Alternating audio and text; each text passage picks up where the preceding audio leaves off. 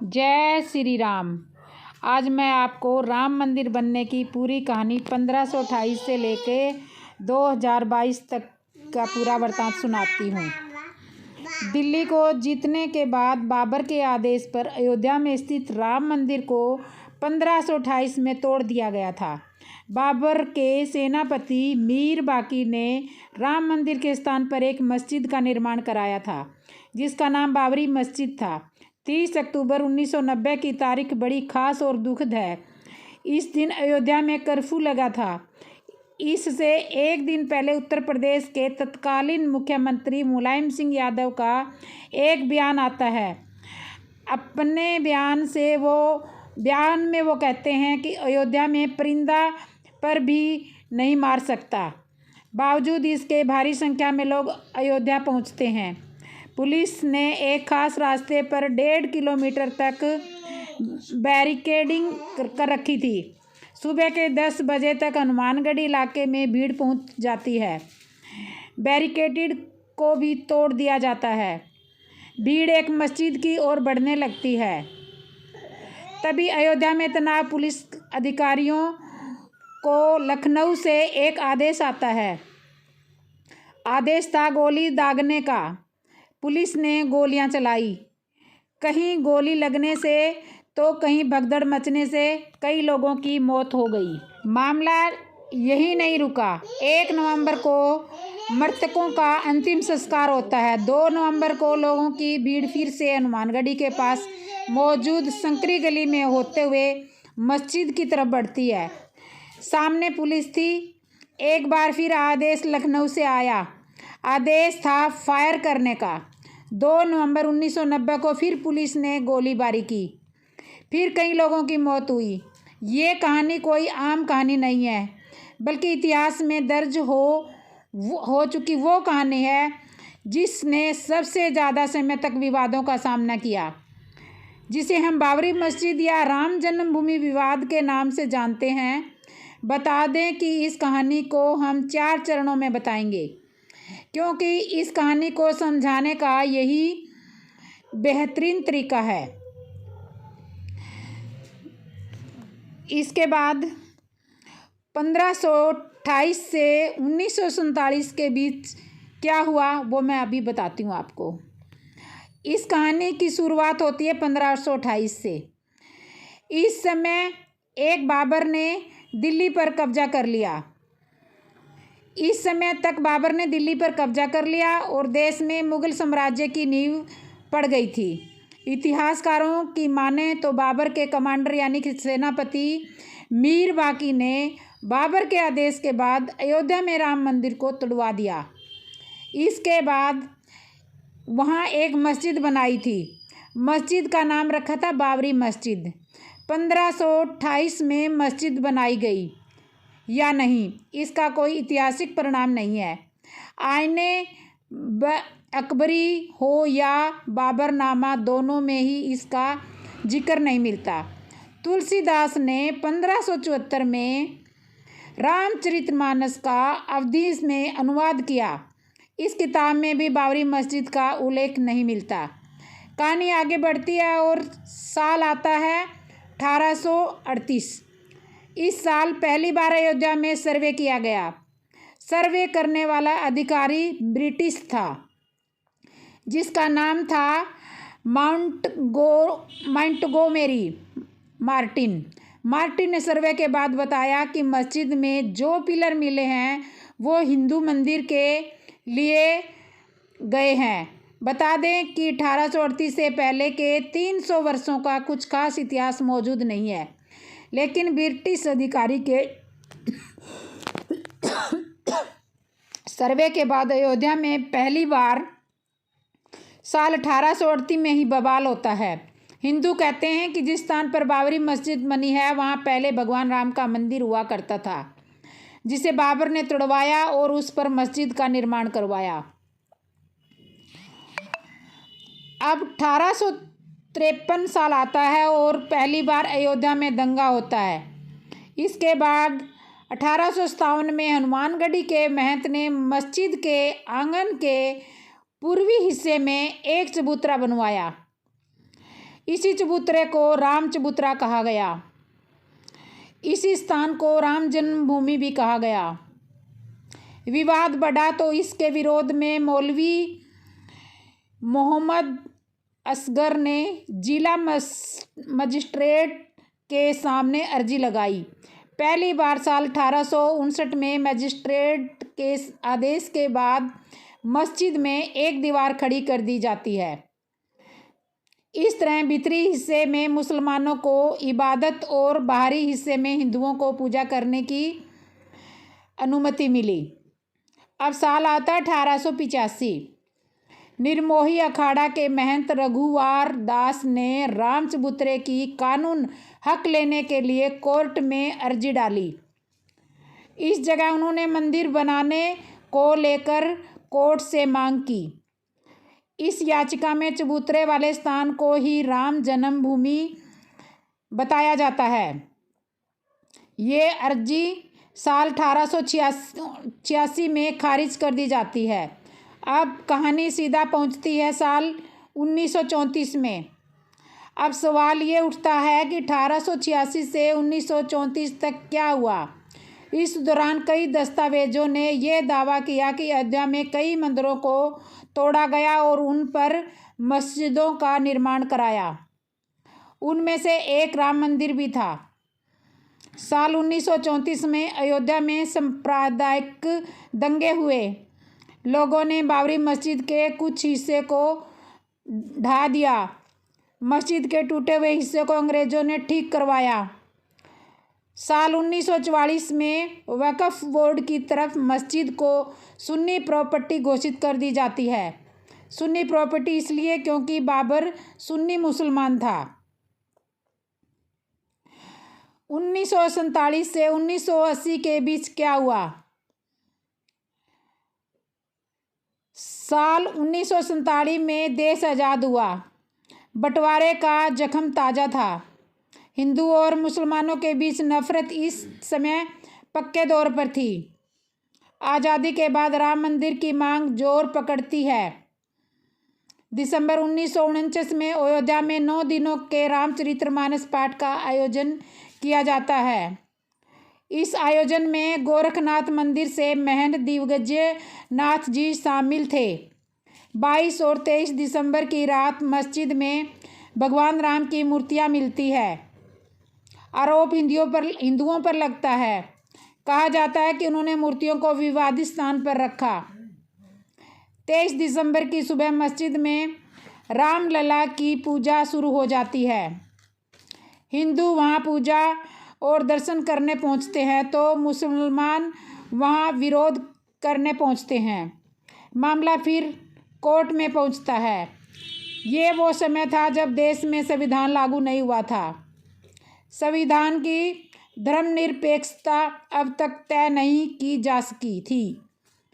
इस दौरान प्रधानमंत्री जवाहरलाल नेहरू ने बयान दिया और कहा कि जो हुआ वह गलत हुआ। किसी भी धार्मिक स्थान को कोई हथिया नहीं सकता। एक किस्सा है नेहरू और उस समय के फैजाबाद के जिलाधिकारी कैफे नायर का। दरअसल नेहरू कैफे नायर को खत लिखते हैं। वो मस्जिद से मूर्ति हटाने और पहले जैसी यथास्थिति बनाने का आदेश देते हैं। कैफे नायर इस आदेश को नकार देते हैं। अपने खत में वो नेहरू को जवाब देते हुए लिखते हैं कि यहाँ स्थिति गंभीर है। दंगे या हिंसा हो सकती है। यह नायर के खत को पढ़ने के बाद नेहरू फिर एक खत लिखते हैं। यह चिट्ठी नायर के पास 27 दिसंबर 1949 को आती है। नेहरू लिखते हैं, आदेश का पालन किया जाए और यथास्थिति बनाई जाए। इसके जवाब में नायर ने नेहरू को खत लिखकर सुझाव दिया। इसमें उन्होंने कहा कि इस मामले को अदालत को दे दिया जाए। जब तक अदालत का फैसला नहीं आता तब तक मस्जिद में रखी हुई मूर्ति के वहाँ एक जालीनुमा गेट लगा दी जाए। नेहरू ने इस सुझाव को स्वीकार कर लिया। इसके बाद मामला कोर्ट में पहुंचा।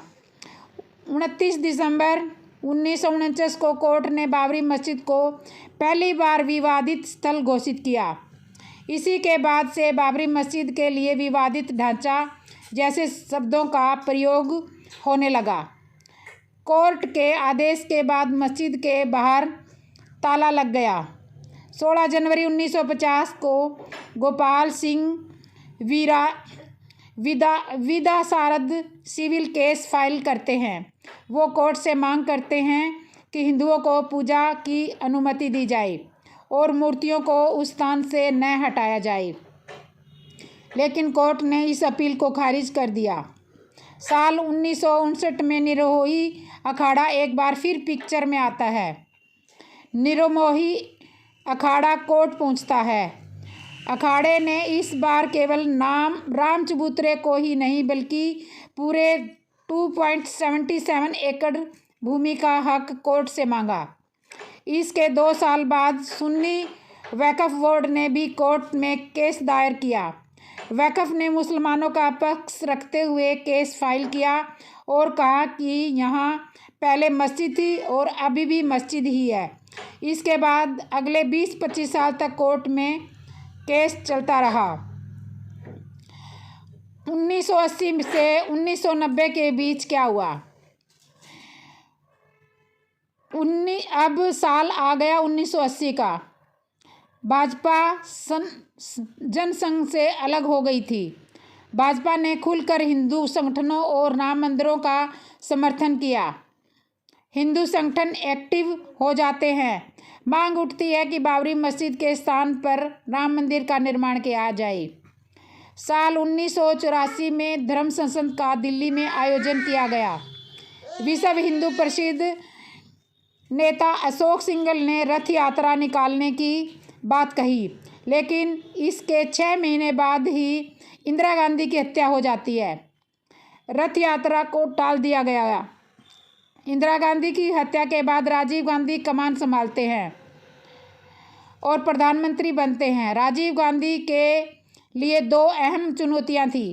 पहली कि राम मंदिर के मुद्दे पर क्या रुख होना चाहिए और दूसरा ये कि हिंदू संगठनों की लामबंदी पर कंट्रोल कैसे किया जाए।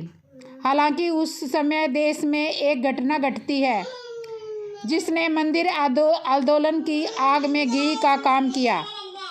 दरअसल इंदौर में रहने वाली साहबानों के केस में राजीव गांधी ने मुस्लिम वोट बैंक को खुश करने के लिए सुप्रीम कोर्ट के फैसले को पलट दिया।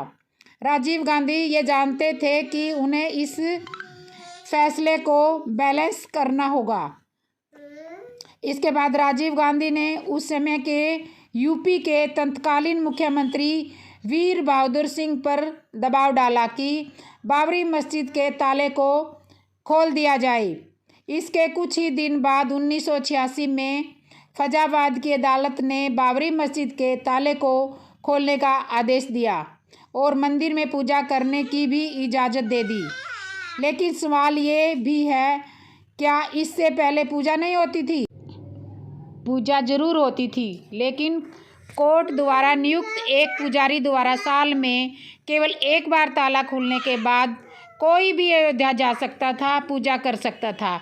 लेकिन नमाज अब भी शुरू नहीं हो सकी थी। ताला खुलने के बाद मुस्लिम पक्ष ने बाबरी मस्जिद एक्शन कमेटी बनाई। ताला खुलने के बाद अब देश भर में रामशिलाओं की पूजा और उन्हें अयोध्या ले जाने की बारी थी। फिर राजीव गांधी पर भूमि पूजन के लिए दबाव बनने लगा। वो कन्फ्यूजन में थे, लेकिन एक बार फिर उन्होंने अपने हिंदू वोट बैंक को बचाने का फैसला लिया। ऐसा कहा जाता है कि राजीव इस समस्या के हल के लिए देवराहा बाबा के पास पहुँचे।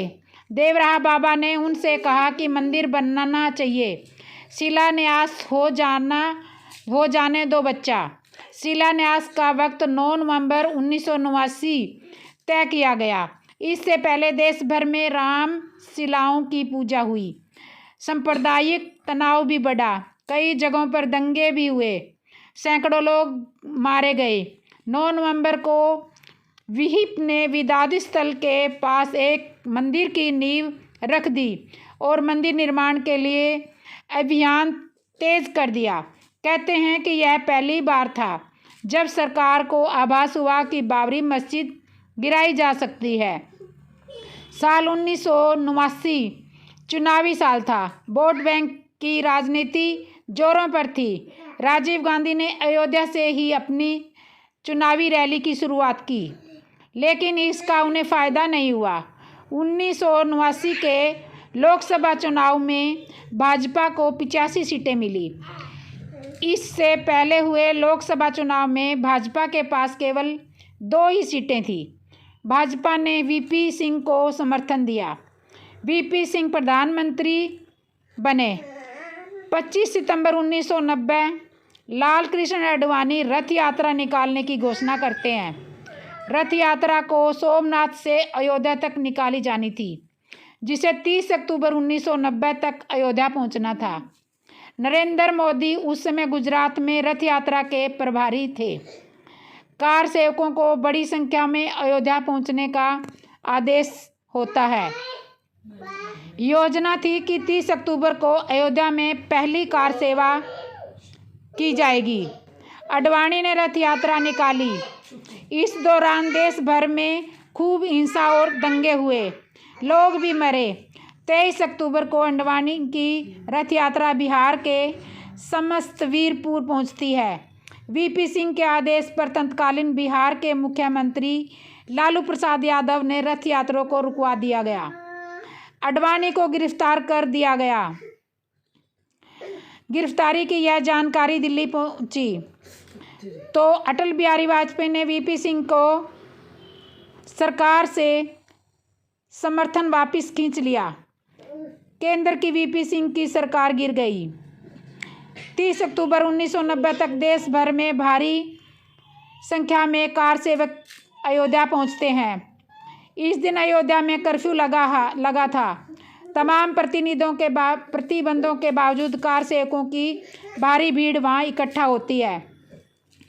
हालात हिंसक बन जाते हैं।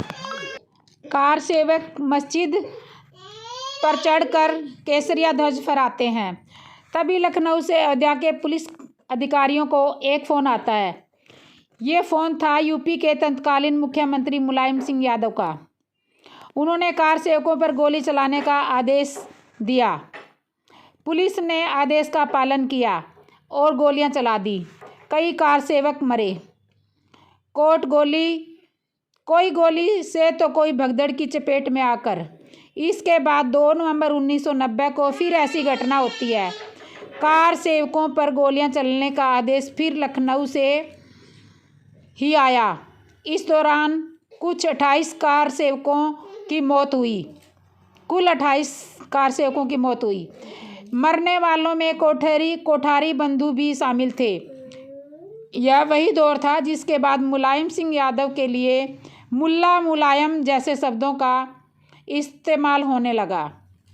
1991 के बाद क्या हुआ? 1991 के बाद क्या हुआ? एक बार फिर चुनावी दौर शुरू होता है। मई 1991 में चुनाव प्रचार करने के लिए राजीव गांधी की हत्या की जाती है। देश में कांग्रेस के प्रति सहानुभूति थी।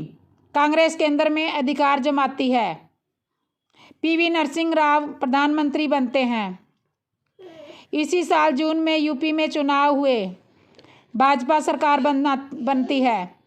कल्याण सिंह मुख्यमंत्री बनते हैं। सरकार बनते ही विवादित स्थल के पास ही भूमि एक ट्रस्ट को दे दी जाती है। ट्रस्ट का नाम था जन्मभूमि न्यास। इस जमीन पर पहले कई मंदिर और आश्रम थे। उनके महंतों ने सहमति से न्यास को अपनी भूमि दान की और कहा कि राम मंदिर का निर्माण हो सके, इसलिए यह दान दिया जा रहा है। न्यास इस भूमि पर निर्माण कार्य शुरू कर देती है। इलाहाबाद हाई कोर्ट ने इसमें दखल दिया और निर्माण कार्य पर रोक लगा दी। पीपी नरसिंह राव 30 अक्टूबर 1992 को दोनों पक्षों यानी हिंदू और मुस्लिम पक्षों को दिल्ली बुलाते हैं। बातचीत करने के लिए दिल्ली पहुंचे दोनों गुटों के बीच बातचीत का कोई निष्कर्ष नहीं निकलता। इसी दिन वीपी वीएचपी के नेता प्रधानमंत्री आवास से निकलकर एक स्थान पर प्राइवेट मीटिंग करते हैं। ऐलान करते हैं कि 6 दिसंबर 1992 को कार सेवा दिवस मनाया जाएगा। देश भर से हिंदुओं को एक बार फिर अयोध्या आने को कहा जाता है। कहते हैं कि 6 दिसंबर की प्लानिंग काफ़ी समय पहले हो चुकी थी। एक बात यह भी सामने आती है कि 6 दिसंबर से पहले 5 दिसंबर को मस्जिद गिराने का रिहर्सल किया गया था। 6 दिसंबर 1992 को अयोध्या में लगभग 2 लाख कार सेवक पहुंच चुके होते हैं। ये कार सेवक मस्जिद की तरफ बढ़ते हैं। भीड़ ने मस्जिद को गिरा दिया। पहला गुंबद 2 बजे तक, दूसरा गुंबद 3:30 बजे तक और तीसरा गुंबद 5 बजे तक गिरा दिया जाता है। वहाँ रामलला के लिए एक छोटे मंदिर को तैयार किया जाता है। रामलला उसमें विराजमान होते हैं। मुलायम सिंह की तरफ तत्कालीन मुख्यमंत्री कल्याण सिंह ने कोई सख्त एक्शन नहीं लिया, बल का भी प्रयोग नहीं किया। अब मस्जिद गिरी तो वीएचपी और भाजपा के कई नेता वहां मंच पर मौजूद थे। वो कार्यकर्ताओं और कारसेवकों से संयम बनाने की अपील करते हैं। इन नेताओं पर अब भी केस चल रहा है जो कोर्ट में लंबित है। 6 दिसंबर की शाम 6 बजे तक यूपी में राष्ट्रपति शासन लागू कर दिया जाता है। कल्याण सिंह यादव का इस्तीफा पहले से तैयार था, वो इस्तीफा दे देते हैं। 7 दिसंबर को नरसिंहा राव संसद में बयान देते हैं और कहते हैं कि मस्जिद को गिराना बर्बर कार्य था। इसके बाद बाबरी मस्जिद गिरने के बाद अगले ही कुछ समय तक मामला शांत रहा।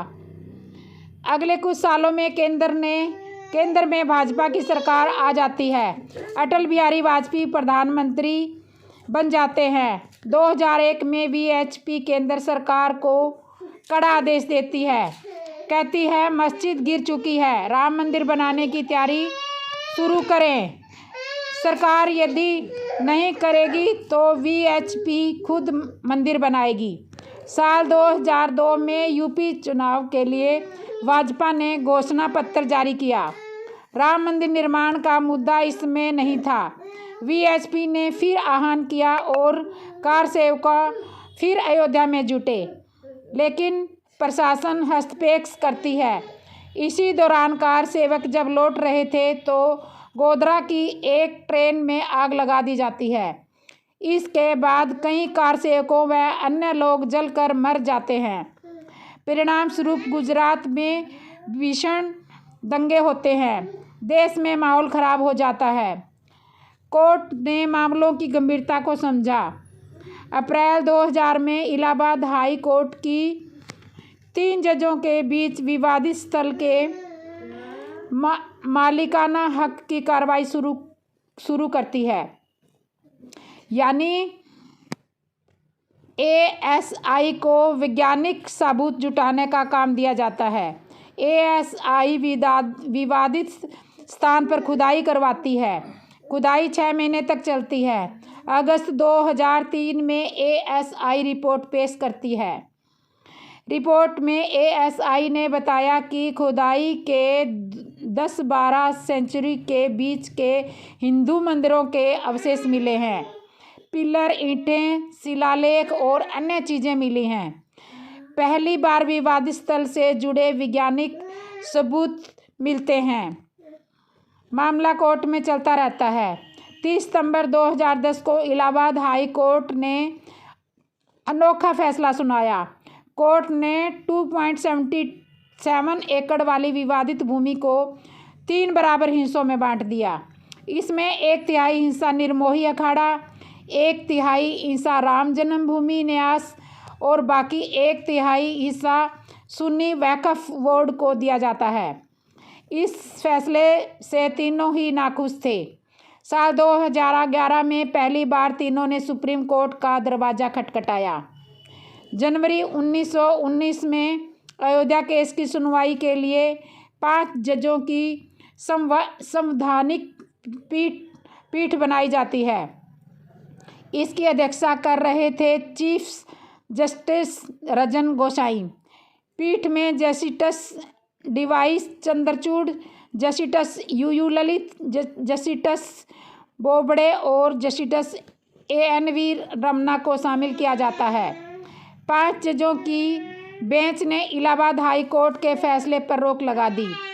9 नवंबर 1919 को ऐतिहासिक फैसला आया। इस फैसले ने राम मंदिर के 492 साल पुराने संघर्ष पर विराम लगा दिया।